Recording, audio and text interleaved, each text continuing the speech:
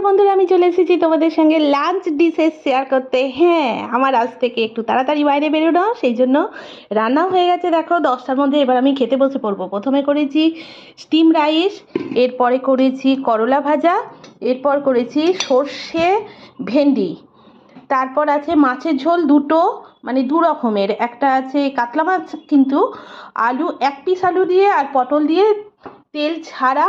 এটা শুধু মাছটা ভাজতে যা তেল লেগেছে। আর একটা হচ্ছে আলু দিয়ে কাতলা মাছের পেটি দিয়ে, এটা তেল দিয়ে আর কি, রিচ করে একটা মাছের ঝোল। আর করেছি 3টে ডিম সেদ্ধ আর আমের আচার, যেটা কালকে তৈরি করেছি সেটা আবার আজকে একটু বাটি করে বার করেছি। সঙ্গে আছে কেন্টের জল। আর দেখো বন্ধুরা, এই বড় জারটাতে আমি আমের আচার স্টোর করে রেখে দিয়েছি। তো বন্ধুরা জানিও আমার লাঞ্চ ডিশেস কীরকম লাগলো। আর এক্ষুনি আমি খেতে বসে পড়বো। এই যে আমার থালা রেডি হয়ে গেছে, আমি এক্ষুনি খেতে বসে পড়বো। টাটা।